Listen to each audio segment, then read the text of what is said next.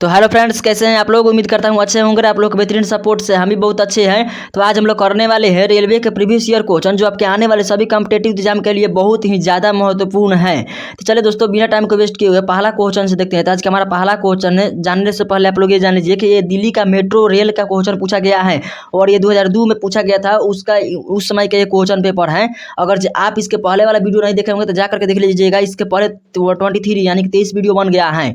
चलिए पहला क्वेश्चन देखते हैं, किस घर्षण का मान सबसे कम होता है। तो किस घर्षण का मान सबसे कम होता है, तो इसका सही हो जाएगा लोटनिक घर्षण का मान सबसे कम होता है। चलिए दोस्तों आगे देखते हैं। तो अगला क्वेश्चन क्या है, तो अगला क्वेश्चन 2 नंबर में दिया गया है। तो 2 नंबर क्वेश्चन दिया गया कि अश्व यदि एकाएक चलना प्रारंभ कर दे तो अश्वरोही के गिरने का आशंका रहता है ना दोस्तों। तो क्यों रहता है, यही बताना है। तो इसका सही उत्तर क्या हो जाएगा, तो इसका सही उत्तर हो जाएगा विराम के जरूरत के कारण इसको गिरने की आशंका रहती है। यानी कि कोई भी वस्तु जो है ना विराम में है तो विराम में रहना चाहती है, और नहीं तो चल रही है तो चलना चाहती है, रुकना नहीं चाहती है, या विराम में है तो चलना नहीं चाहती है, लेकिन उसमें थोड़ा सा बदलाव और पसंद नहीं करती है। इसीलिए विराम के जरूरत के कारण व्यक्ति जो होता है ना गिर जाता है। और उसके बाद दोस्तों आप लोग ये जान लीजिए कि एनिमेशन वाला इस तरह का वीडियो पूरे यूट्यूब पर कहीं नहीं है। तो अगर आप चाहते हो कि एनिमेशन वाले के साथ साथ प्रीवियस ईयर क्वेश्चन आप कंप्लीट करना चाहते हो तो बिल्कुल सही वीडियो पर आए हो। 3 नंबर क्वेश्चन है, जल पृष्ठ पर लोहे के टुकड़े के तैरने का कारण क्या है। तो जल के पृष्ठ पर लोहे के टुकड़े के तैरने का कारण क्या है, तो इसका सही उत्तर है लोहा द्वारा विस्थापित जल का भार लोहे के भार से कम होने के कारण।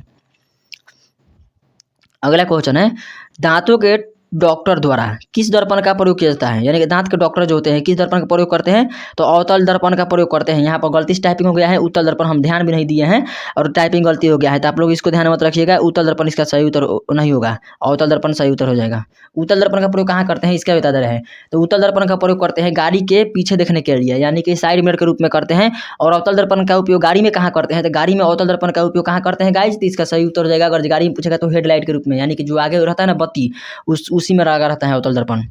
5 नंबर क्वेश्चन है, पीतल एक मिश्र धातु है जबकि वायु है एक। तो वायु क्या है, मिश्रण है, और पीतल क्या है, मिश्र धातु है। तो इसको ध्यान में रखिएगा।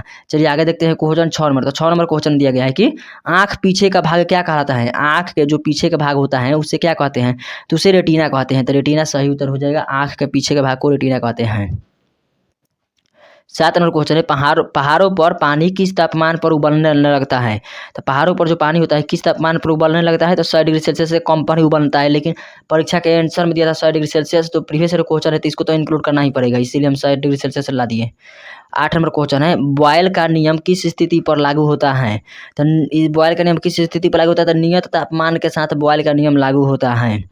चलिए 8 नंबर क्वेश्चन हो गया। 9 नंबर देखते हैं। तो 9 नंबर क्वेश्चन है कि द्रव की बूंद की आकृति गोलाकार होने का कारण क्या है। तो द्रव के बूंद की आकृति के गोलाकार होने का कारण है पृष्ठ तनाव। पृष्ठ तनाव के कारण ही, यानी कि इसको इंग्लिश में कहते हैं सरफेस टेंशन। तो सरफेस टेंशन के कहीं कारण द्रव की जो आकृति होती है ना गोल होती है। 10 नंबर क्वेश्चन है, एक लिफ्ट में किसी व्यक्ति का प्रत्यक्ष भार वास्तविक भार से कम होता है जब लिफ्ट ऊपर से क्या हो रही हो, नीचे आ रही होगी। इसका सही उत्तर क्या हो जाएगा, तो इसका सही उत्तर हो जाएगा कि जब लिफ्ट ऊपर से नीचे आ रही होगी तो उसका क्या हो जाएगा, भार कम हो जाएगा। अगर जब आप झूले पर बैठे होंगे, जो ऊपर से नीचे वाला बहुत बड़ा झूला नहीं होता है, तो उस पर से अगर नीचे से ऊपर जा रहे हैं तो कोई प्रॉब्लम नहीं होगी। लेकिन अगर जैसे ही आप ऊपर से नीचे आएंगे ना तो आपको लगेगा कि मेरा वजन ही नहीं है, मैं कहाँ गया पता ही नहीं चलेगा। तो ऐसा होता है। चलिए 10 नंबर हो गया। 11 नंबर देखते हैं। तो 11 नंबर क्वेश्चन में क्या है दोस्तों, इलेक्ट्रॉन वहन करता है। तो इलेक्ट्रॉन वहन कहाँ करता है, तो ऋण आवेश के रूप में इलेक्ट्रॉन वहन करता है। इलेक्ट्रॉन एक प्रकार का ऋण आवेशित कण है और प्रोटॉन धन आवेशित कण है। इलेक्ट्रॉन का खोज किसने किया था, तो इलेक्ट्रॉन का खोज किया था थॉमसन ने, यानी जे थॉमसन ने। प्रोटॉन का खोज किसने किया था, तो प्रोटॉन का खोज किया था रदरफोर्ड ने। उसके बाद उस ईट पर ना, और न्यूट्रॉन का खोज किसने किया था, तो चैडविक ने किया था। तो इसका चैडविक सही उत्तर हो जाएगा। 12 नंबर क्वेश्चन है, सूखा बालू चमकीला क्यों दिखाई देता है। तो सूखा जो बालू रहता है चमकीला दिखाई देता है, क्यों, क्योंकि परावर्तन के कारण, प्रकाश के परावर्तन के कारण सूखा बालू चमकीला दिखाई देता है। 13 नंबर क्वेश्चन है। तो 13 नंबर क्वेश्चन दिया गया है कि नॉट का उपयोग होता है। तो नॉट का उपयोग कहाँ होता है गाइज, तो इसका सही उत्तर क्या जाएगा, तो इसका सही उत्तर हो जाएगा समुद्र में जो जलयान चलते हैं ना उनकी गति मापने के लिए नॉट का उपयोग किया जाता है। चलिए तो 14 नंबर क्वेश्चन देखते हैं। तो मनुष्य के लिए सबसे हानिकारक विकिरण का नाम क्या है। तो मनुष्य के लिए सबसे हानिकारक विकिरण है गामा किरणें। तो गामा इसका सही उत्तर हो जाएगा। और उसके बाद ओजोन परत से जो आती है पराबैंगनी किरणें वो भी हानिकारक होती है मनुष्य के लिए, लेकिन वो उनको क्लोरोफ्लोरोकार्बन उसमें रहते हैं बहुत ज़्यादा। और पराबैंगनी किरणों को कौन रोक लेता है, तो ओजोन परत रोक लेता है, तभी हम लोग यहाँ पर सेफ हैं। नहीं तो उससे क्या होता है दोस्तों, तो त्वचा कैंसर होता है। 15 नंबर क्वेश्चन है, एंटीजन एक पदार्थ है जो कार्य करता है तो प्रतिरक्षा को तंत्र को चालू कर देता है। जैसे कि आपके अंदर कोई भी एंटीजन मतलब कोई भी बाहर से रोग आएगा ना, तो ये पहले लड़ाई करेंगे, उसके बाद ये जीत गए तो रोग आपको नहीं होगा। अगर जे आपके अंदर का एंटीजन हार गया तो फिर वो जो रोग आया था बाहर से वो हो जाएगा आपको। 16 नंबर क्वेश्चन है, निर्वात में विद्युत चुम्बकीय तरंगों का वेग किसके बराबर होता है? तो निर्वात में विद्युत चुम्बकीय तरंगों का वेग किसके बराबर होता है? तो प्रकाश के वेग के बराबर होता है। चलिए 17 नंबर क्वेश्चन है, तो 17 नंबर क्वेश्चन में दिया गया है कि सामान्य ताप के दो गेंदे टकराने में किस राशि का संरक्षण होता है? तो इसका सही उत्तर हो जाएगा संवेग का संरक्षण होता है, तो संवेग सही उत्तर हो जाएगा। 18 नंबर क्वेश्चन है, तो 18 नंबर क्वेश्चन दिया गया है कि पृथ्वी की भ्रमण गति कितना होता है? तो पृथ्वी की भ्रमण गति कितना होता है? तो 26.8 किलोमीटर प्रति मिनट होता है। 26.8 किलोमीटर प्रति मिनट होता है। कपास रेशा किससे प्राप्त होता है? तो कपास रेशा किससे प्राप्त होता है? तो इसका सही उत्तर हो जाएगा बीजों से प्राप्त होता है।